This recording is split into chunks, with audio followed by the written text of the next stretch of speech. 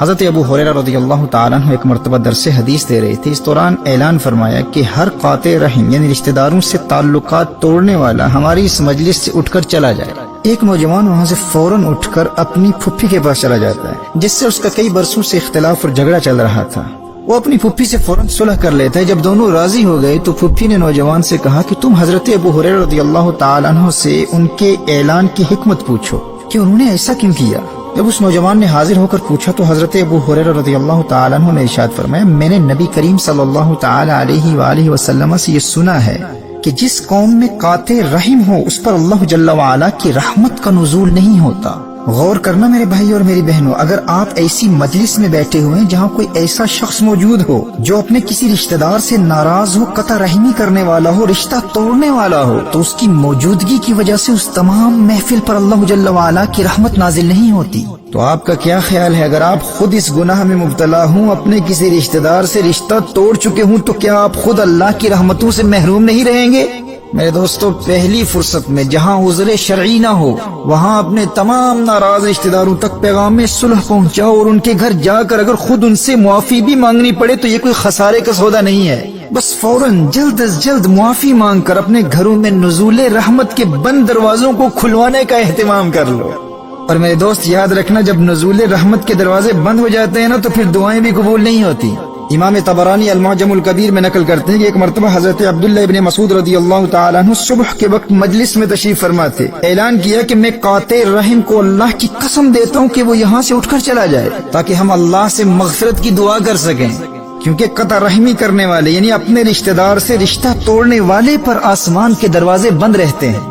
یعنی اگر اپنے کسی رشتہ دار سے ناراض رہنے والا یہاں موجود رہے گا تو اللہ کی رحمت کا نزول نہیں ہوگا، آسمان کے دروازے بند رہیں گے اور ہماری دعائیں قبول نہیں ہوں گی. لوگ کہتے ہیں نا کہ پتہ نہیں ہماری دعائیں قبول کیوں نہیں ہوتی. آپ کو اندازہ نہیں ہے قطع رحمی کتنا بڑا گناہ ہے. اس کی نحوست و وبال ایسا ہے کہ صرف قاطع رحم ہی اس کی زد میں نہیں آتا، جس گھر میں وہ رہتا ہے اور جس محفل میں وہ بیٹھتا ہے اس مجلس پر بھی آسمان کے دروازے بند کر دیے جاتے ہیں. نہ رحمتوں کا نزول ہوتا ہے نہ دعائیں قبول ہوتی. محترم احبہ، ایسی زندگی گزارو کہ عذر شرعی کے علاوہ آپ کے کسی رشتہ دار سے بھی ناراضگی نہ ہو. ہر قرابت دار، ہر رشتہ دار سے جتنا جلدی ہو سکے صلح کر لو. آپ اپنے دل کو ایسا ہلکا محسوس کریں گے اور قلبی طمانینت اور سکینہ اور رحمتوں کے نزول کی ایسی برسات ہوگی کہ آسمان سے رحمتوں کے دروازے بھی کھل جائیں گے. جو مانگیں گے اللہ تعالیٰ آپ کے گمان سے بھی زیادہ آپ کو عطا فرمائے گا. صحیح بخاری اور صحیح مسلم کی حدیث حضرت عائشہ رضی اللہ تعالیٰ عنہ روایت فرماتی ہیں، نبی کریم صلی اللہ تعالیٰ علیہ وآلہ وسلم نے ارشاد فرمایا الرحم متعلقة بالعرش تقول من وصلني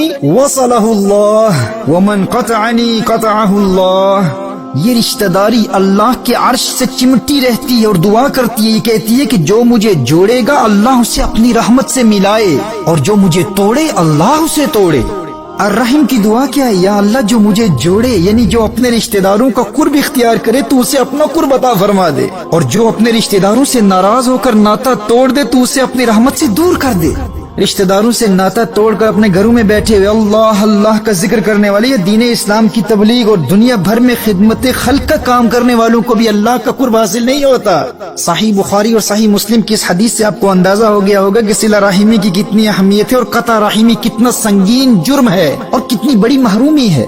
سنیے سنن نبی داؤد اور ترمذی کی حدیث نبی کریم صلی اللہ تعالی علیہ وآلہ وسلم نے ارشاد فرمایا کہ اللہ ارشاد فرماتا ہے کہ میں اللہ ہوں، میں رحمان ہوں. خلقت الرحم، میں نے رشتہ داری کو تخلیق کیا، عربی میں رشتہ داری کو رحم کہتے ہیں. وشققت لها اسما من اسمی، فرمایا میں نے رشتہ داری کو اپنے نام رحمان کے مادہ سے نکال کر اس کو رحیم کا نام دیا.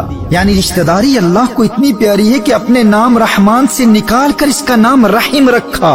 اور پھر فرمایا ومن وصلها وصلته ومن قطعها قطعته، جو اسے جوڑے گا میں اسے جوڑوں گا، جو اسے توڑے گا میں اسے توڑوں گا. یعنی جو اپنے رشتہ داروں سے قطع رحمی کرتے ہوئے ان سے دور ہو جائے گا وہ میرا قرب حاصل نہیں کر سکتا.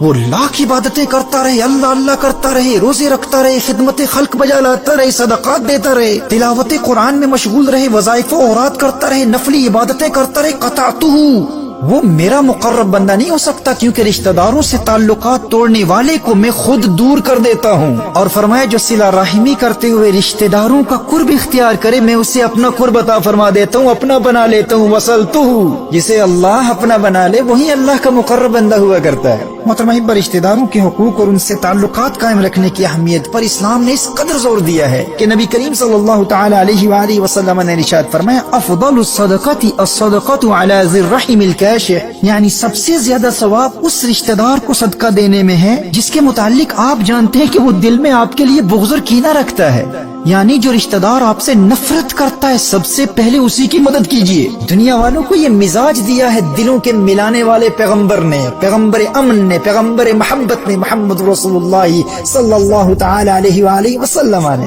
نہ کوئی دل ملاتا ہے نہ کوئی دل سے ملتا ہے، کسی نے سچ کہا ہے دل بڑی مشکل سے ملتا ہے۔ اگرچہ یہ کام مشکل ہے لیکن جو دلوں کے ملانے والے آقا صلی اللہ علیہ وآلہ وسلم سے پیار کرتا ہے پھر وہ دلوں کو ملانے کا کام کرتا ہے، وہ توڑنے کا نہیں جوڑنے کا کام کرتا ہے۔